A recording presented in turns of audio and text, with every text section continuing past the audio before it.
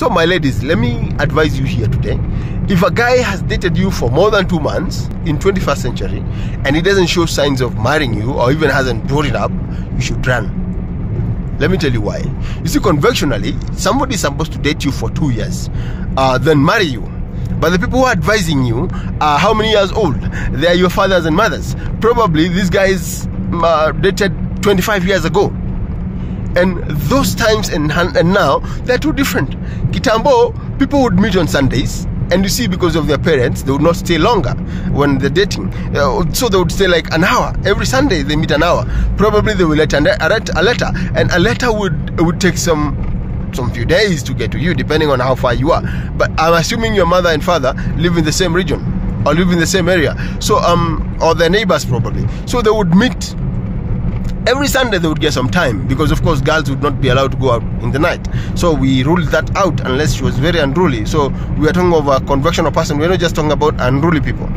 We are discussing of people who are, who are morally upright. Now, these guys would they would date for 2 years, then they marry each other or run off with each other, right? Now, and they're advising you now to stay for 2 years. So let's do the math. Does it work? Is it workable in 21st century to date somebody for 2 years? For me, I'll tell you, don't waste that time. Those are like 6 years. Let's get to the 6 years and see. You see now, every hour they meet on Sunday, and they would meet on, let's say, 4 Sundays. Every Sunday they meet, of course, because Sundays most families would go to church, of course, and everybody knows Sunday is a free day, in Kenya or whatever. So now, you meet on Sundays. Right now, in 21st century, you have something called cell phones. You communicate with somebody in real time. Anytime you can call them, you can text them. And most probably when people are newly whatever, they have free SMS. And they communicate a lot, either on WhatsApp or on SMS. And it's like real time. These guys are always smiling. You see somebody in the office, they're just smiling out of nothing. And they're working, of course, but they're busy chatting. So if they're chatting, if we put the communication they've had in a day, those are roughly 5 hours, constant communication. 5 hours roughly, in 2 months, those are 60 days, those are 300 hours, right? Now let's convert them to months and days actually. So if we divide the 300, divide by the 4, which is a month now, it gets you to 75. If you divide the 75 divided by 12, by the 12 months now, what happened?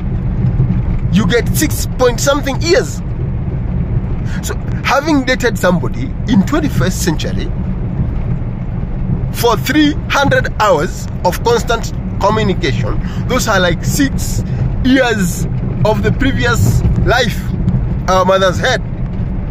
This is why I'm telling you, this guy has to bring it up within 2 months. You have to be realistic, my guy. Why am I saying this? Okay, some of you will argue, oh, it's not 6 years. Sometimes we communicate more, we communicate less, blah blah blah, because of time constraints and all that. Okay, let's give it 3 years. We even do half of it. We even do now, you communicate for 2.5 hours a day, which is not possible because you call each other for 30 minutes. What do you talk? You get to know each other.